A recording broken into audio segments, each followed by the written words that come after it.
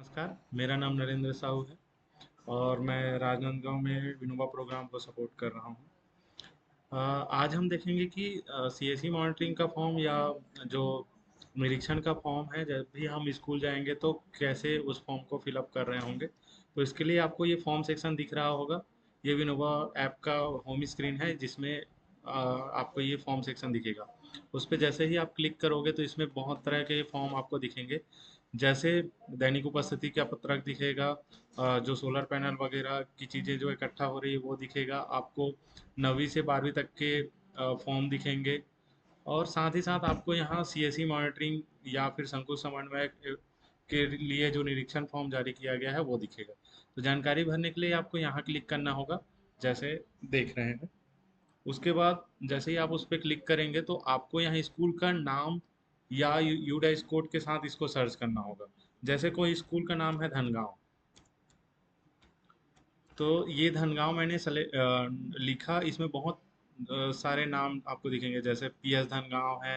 ये दो तीन धनगांव आपको दिख जाएंगे, तो इसमें आपको सेलेक्ट करना होगा जो यूडाइस सही है। जैसे मान के चलिए ये वाला यूडाइस सही है, इसको मैंने क्लिक किया तो आपका ये स्कूल है वो सेलेक्ट हो गया है। इसके बाद आपको अवलोकन की तिथि, जैसे आज आपने अवलोकन किया है तो आज की, आप पहले कभी अवलोकन कर चुके हैं तो उसकी तिथि आपको सेलेक्ट करनी है। उसके बाद यहाँ डाइस कोड फिर से डालना है।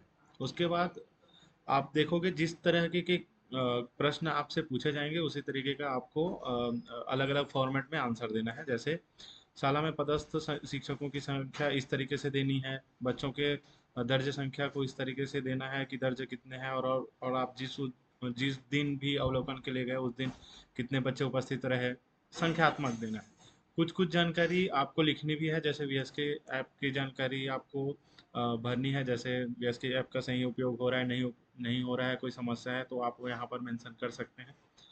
उसी तरीके से अलग अलग प्रश्नों के लिए अलग अलग टाइप के आंसर्स हैं। जैसे प्रार्थना सभा की गतिविधियां, सभी गतिविधियां होनी चाहिए, तो आपको सिर्फ इसमें टिक करना है। इसमें सिर्फ केवल एक चुनना है कि संतोषजनक रहा, सुधार की आवश्यकता है या उत्कृष्ट है। तो इस तरीके से पूरी जानकारी जो है अलग अलग प्रश्नों के साथ साथ अलग अलग उसमें आंसर का फॉर्मेट बना हुआ है।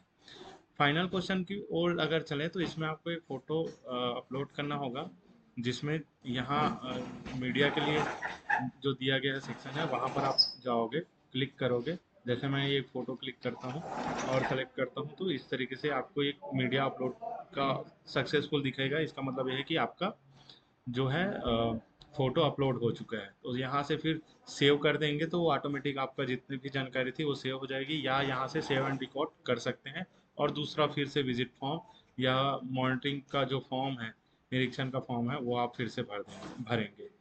तो सेव पर क्लिक करते ही आपको यहाँ पर ग्रीन कलर में दिखेगा कि आपका जो फॉर्म है वो सक्सेसफुली सबमिट हो गया है। तो ये सही तरीका है फॉर्म भरने का। जिन भी महोदय को ये फॉर्म नहीं दिख रहा है तो उसके कई कारण हो सकते हैं। एक तो आप या सीएससी या उससे ऊपर वाले अधिकारी का एक्सेस आपको नहीं है, इस वजह से नहीं दिख रहा है। या किसी अन्य तरह की समस्याएं, जैसे आईडी का ब्लॉक हो जाना या अलग अलग टाइप की समस्याएं आती है अमूमन। तो जब भी आपको फॉर्म ना दिखे तो कृपया हमें तत्काल सूचित करें, जिससे आपकी समस्याओं का समाधान हम तुरंत दे पाएंगे। बहुत बहुत धन्यवाद।